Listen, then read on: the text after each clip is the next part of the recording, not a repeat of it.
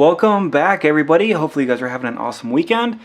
Hanging out with just a couple of the snakes. This is Mountain Dew, the 2019 green anaconda, and she is doing very well.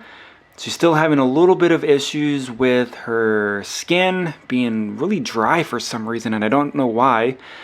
She has a very large water bowl for her to hang out in and to soak in, and I do miss her cage very often, so I don't know why her skin looks dry sometimes. But she did have a nice large rat last night, even though it doesn't look like it. It seems like they digest their food very quickly compared to the other species that I own, like the boas and the ball pythons.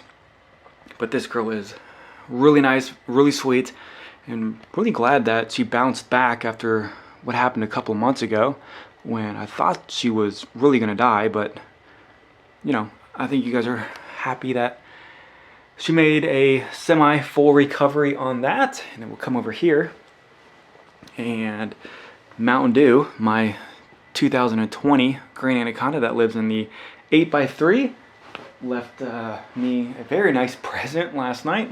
So a lot of you guys ask, what is it like to own an anaconda? And it's basically this all the time. Weekly, multiple times a week. They poop, they pee consistently. It's pretty gross. It's time consuming, and you just have to do it for the love of the animals. But I will say they are, I don't know where she is. They are very rewarding. Definitely worth it. There she is. And she's really sweet, really nice. I haven't had any issues with her snapping at me, hissing at me, wanting to bite me, or anything like that, which, you know, a lot of people do say green anacondas are extremely mean, but I haven't encountered that with either one of my greens, and they're both from different breeders, so I don't know. I do put a lot of time into them though, a lot of holding, a lot of handling sessions, especially when they're a lot younger. So this is a California kingsnake, and I don't show her too much, and she literally just pooped. Fed her a couple of days ago, and that was not in there when I came in here this morning. So we'll ignore that. But I mean, snakes poop, and it is what it is. I know a lot of you guys, I don't like saying poop, but I try to keep my cages as clean as possible. But sometimes they just poop whenever they want to. So I really like this girl. My very first snake that I ever owned, I love her belly. Solid brownish black line all the way down her body. And this girl is a 100% garbage disposal. So if I have a snake that won't eat and it's food size appropriate, I can throw it in here with her, and she'll eat anything at any time. The other king snake that I own, I hope she's in here. There she is.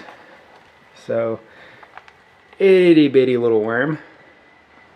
So this is the black Mexican king snake. I definitely don't want to lose her. Would be pretty easy to do that though. So, jet black, solid black as they come on the snakes. No pattern at all. Black eyes, black tongue. Just a remarkable looking snake. And I had a male. I picked up the male female last year. Unfortunately, the male has passed on. So I'm going to be looking for a male probably later in her life to try to breed. I know it's a little tricky breeding them because you have to hibernate them. And so I think the one good thing about the king snakes is no matter really what age they are, they eat a lot and they love food, and they really don't need any special requirements like ball pythons or boas. I really think you could just keep them in this little box right here, just in your living room. I mean, as long as they have some warmth. Actually, I don't even think they really need warmth, because I mean, you have to cool them down to hibernate them, and they survive through the hibernations. And you know what I mean? Like, if you want a good beginner snake, I think a king snake or a corn snake is the best thing to have, because ball pythons can be very picky eaters. Boas can be I mean, they're good eaters, but they get large and they can be a little, you know, they could have an attitude. But I think for the beginning, I would highly recommend king snakes or corn snakes. So this guy right here likes to poop and paint his entire area. So I had a full cage cleaning. I gotta put some aspen in here in a little bit. But this is the Orange Dream Leopard Enchi Pied. And this guy right here could possibly go to my normal female pied next year. See what happens with that. And she is right here going into shed. Then I do have a black pastel pied female right here that has some really nice black speckling on her, which she did not have as a baby. So she's about 1 year old. And I do have another baby. A little bit of poop in there. Do I have my trash can in here? Yes, I do. So I do have a baby black pastel pied back here who it looks like she's drinking some water. So I just fed all of these about 2 days ago. So I think it's okay to look in here and they won't have any issues. Super high white, almost all high white. And I really hope as she ages, she can get some speckling on down her body. And she doesn't have any bedding in hers because she made a mess and then I fed her and I didn't want to be messing around with her too much and then have her regurgitate. So that is why there's no bedding in there. Let's bring this light around so we can check out some of these ball pythons.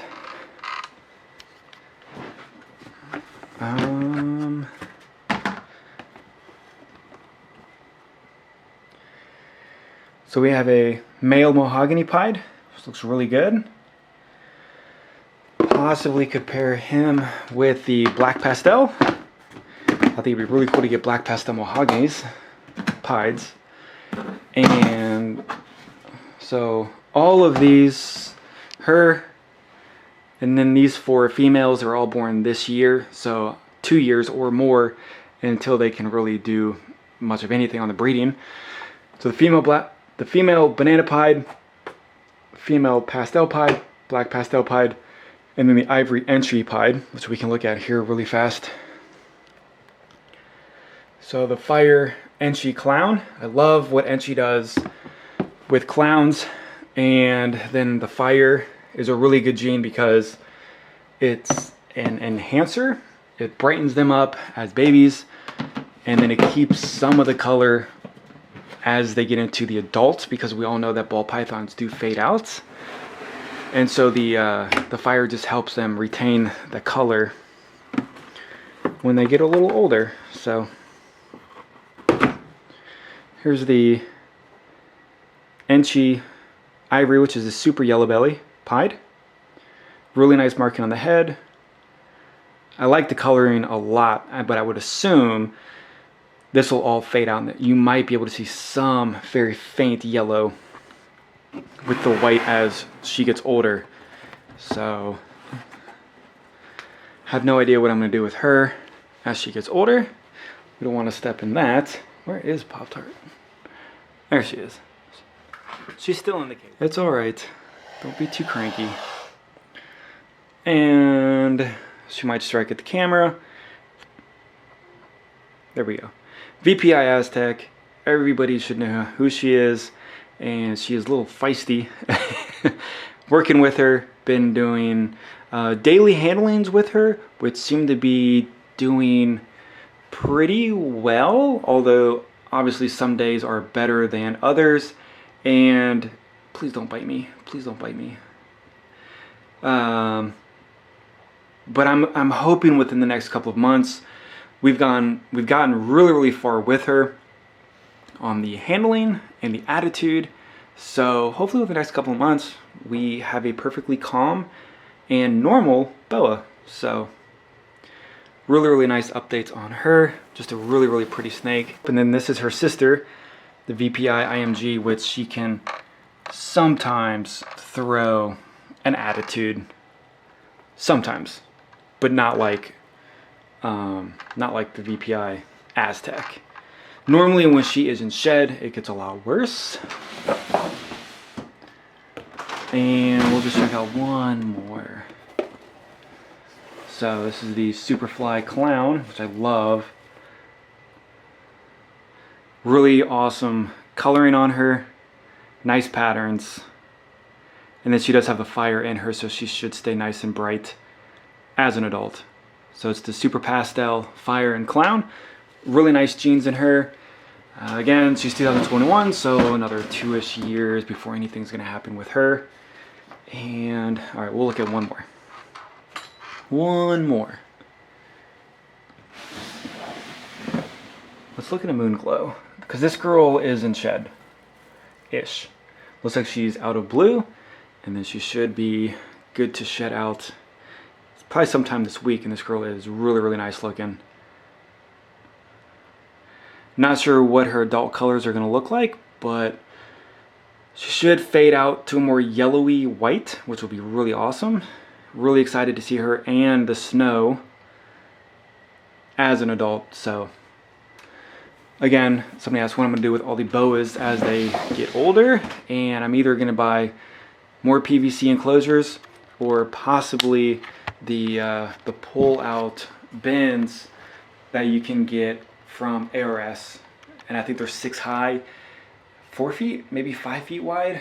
And then I have more of these that I can build, and I'm going to stack those. So I'm going to have 3, 2 for the Anacondas, 1 for the berm, and then I'll have the stackable, or I mean the sliding drawers for the bows. But I mean, those bows are going to be like 4 years from now until I need anything from them. So they'll still be good in there for a couple of years. And then this girl is just hanging out right here, which is awesome. So hopefully you guys enjoyed the video. I really appreciate the support. Hopefully you guys have an awesome weekend, and I'll see you guys on the next video.